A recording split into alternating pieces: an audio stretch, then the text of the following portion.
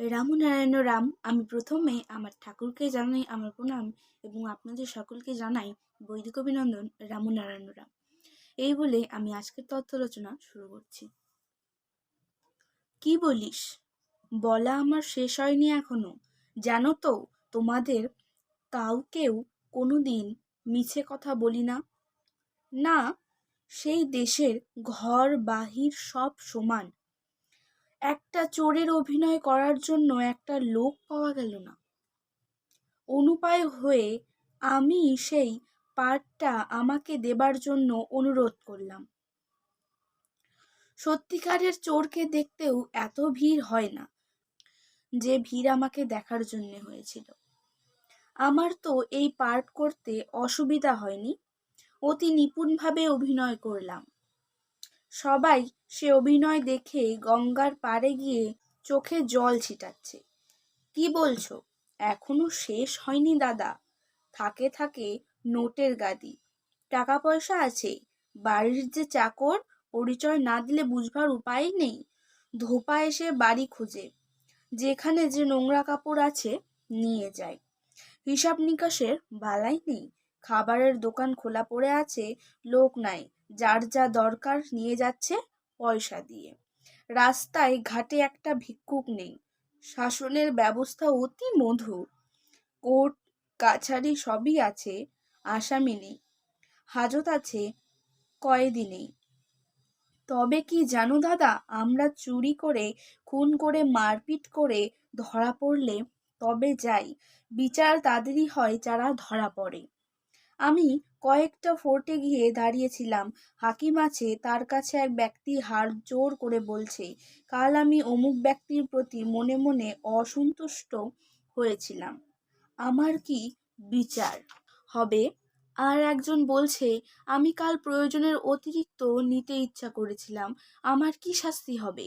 অর্থাৎ নিজেরা এসে নিজেদের শাস্তি কামনা করছে। হাকিম হুকুম দিচ্ছেন, ওই হাজত ঘরে গিয়ে 1 মিনিট হাত জোড় করে ভগবানের কাছে আকুলি বিকুলি হয়ে কেঁদে প্রার্থনা জানাও, আমার যেন আর কখনো ওরকম হীন মন না হয়। আমি যেন সর্বদা সত্য ও সুন্দর মন নিয়ে চলতে পারি। আশীর্বাদ করো।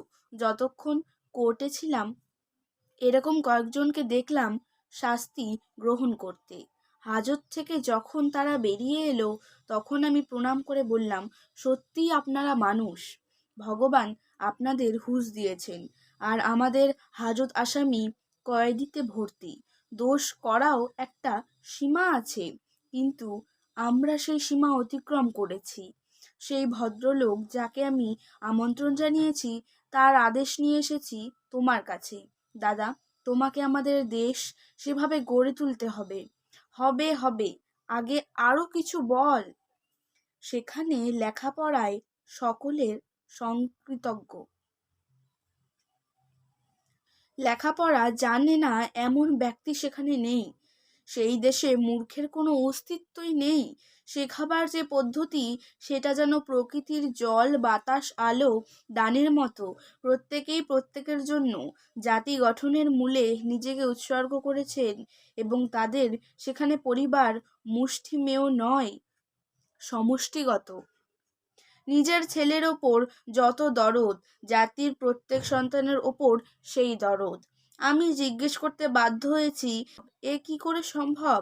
তখন তাদের অভিভাবকগণ সুমধুর কণ্ঠে উত্তর দিলেন, ভগবান আমার 4 ছেলের প্রতি যে স্নেহ মায়া ভালোবাসা দিয়েছেন সেটা বর্ণবোধের কয়েকটা অক্ষর।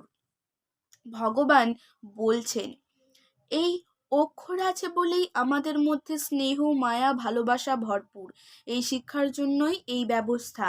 তাই তোমার রক্তে সৃষ্ট এই সন্তানরূপ অক্ষরের দ্বারা তুমি তোমার লেখা সমস্ত জাতির ওপর প্রসারিত করে দাও।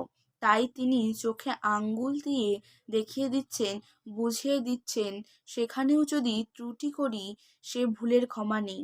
তাই আমাদের মধ্যে জাতিগত কোনো বিবাদ নেই। সব পরিবারই আমরা এক পরিবারভুক্ত হয়ে গড়ে উঠেছি। সেইভাবেই আমরা শিক্ষায় দীক্ষায় মানুষ হয়েছি। আমাদের জাতির শিক্ষা সেইভাবেই। আমরা সেইভাবেই সকলকে শিক্ষা দিচ্ছি। ভগবান আমাদের কোনো অভাব দেননি। ঠিক কথা। আমার কি করণীয়? দাদা, তুমি ঘরে ঘরে এই শিক্ষার বীজ ছড়িয়ে দাও। সেই দেশের সব কিছু ছড়িয়ে দিয়ে দেশকে গড়ে তোলার ব্যবস্থা করো। দুটো দেশকে পাশাপাশি রাখলে আমাদের দেশকে নরকের চেয়েও অধম বলে মনে হয়। তারা যোগাযোগ করতে এসেছিল, কিন্তু আমাদের দেশকে স্মরণ করতে ঘৃণাবোধ করে। তা তো করবেই। সভার আয়োজন করো, তারা আসবেই। তোমার সহযোগিতা না পেলে কোনো কিছুই হবে না। আমি নিশ্চয়ই করব। তার জন্য যা হয় হবে। সভার আয়োজন শুরু হয়ে গেল। চারিদিকে সেই দেশের সব কথা ছড়িয়ে দেওয়ার চেষ্টা হলো। দাদা তার আপ্রাণ চেষ্টা করে যাচ্ছেন। সভার দিন ঘনিয়ে এসেছে। সবারই মনে গেঁথে গেল সেই দেশের বার্তা। সভায় ভিড় হলো সাংঘাতিক। এলেন সেই ব্যক্তি, সেই দেশের ন্যায়দণ্ড নিয়ে, যিনি সভার নির্দেশ দিয়েছিলেন। সভা শুরু হলো। আজকের তথ্যালোচনা আমি এখানে শেষ করছি। দেখা হচ্ছে পরের ভিডিওতে। ভালো থাকবেন, সুস্থ থাকবেন। রামু নারায়ণ রাম।